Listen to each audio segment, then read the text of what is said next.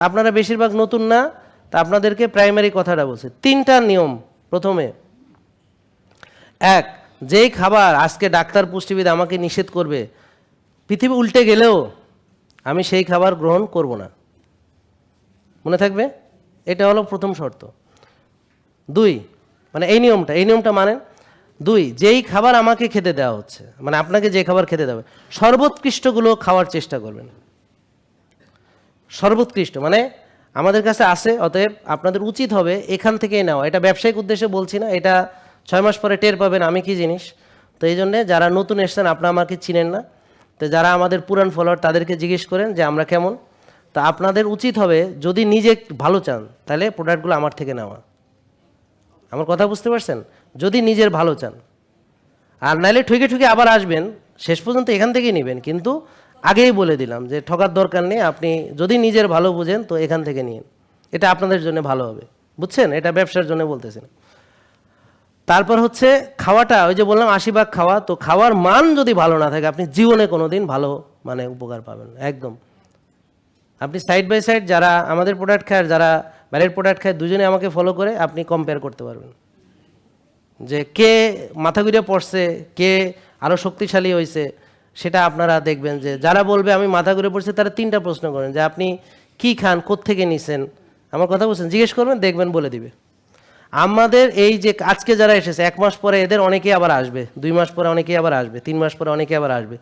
একজনও বলবে না যে এখান থেকে আমি যা যা বলেছে সব করেছি কিন্তু আমি দুর্বল হয়েছি, মাথা ঘুরে, একজনও বলবে না এই কথা। তাহলে এই যে কমপ্লেন শুনি আমাকে মাথা ঘুরে পড়ছে, এগুলো কারা তাইলে এবার বোঝেন? এগুলো কারা? দূর থেকে মানছে, আমাদের কোনো প্রোডাক্ট তো নেয় নাই, তারপরে আবার বেশি বেশি করে না খেয়ে থাকছে, মাথা ঘুরে পড়ছে, এরকম অনিয়ম করছে আছে, দেখা গেল রাত জাগছে, ঘুমায় নাই, আরও অনেক অনিয়ম আছে। তাইলে খাওয়া আর না খাওয়াটা বোঝা গেল।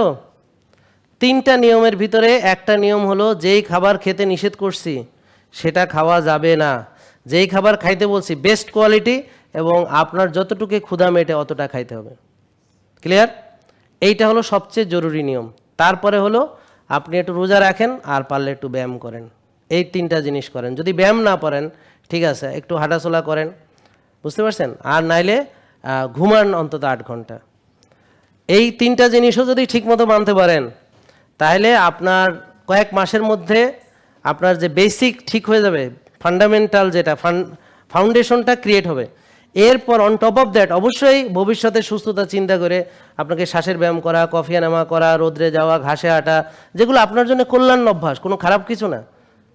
5 ওয়াক্ত নামাজ মসজিদে জামাতে পড়তে হবে পুরুষরা, মসজিদে মেয়েরা আউয়াল ওয়াক্তে নামাজ পড়তে হবে, কারণ সকল কল্যাণ হচ্ছে আল্লাহর হুকুম মানার ভিতরে।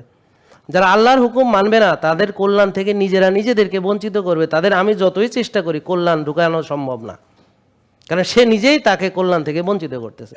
তারে আমরা কিভাবে কল্যাণের মধ্যে রাখবো, এটা তো আমি পারবো না, সম্ভব না। আমি কথা বুঝতে পারছেন?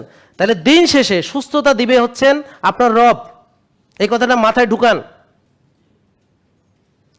তাহলে রবকে অখুশি করে সুস্থতা চাইলে আপনি অন্তত সুস্থতা পাবেন না, আর যাই পান। মনে থাকবে? জেকে লাইফস্টাইল লিমিটেড, ওষুধ মুক্ত সুস্থ জীবন।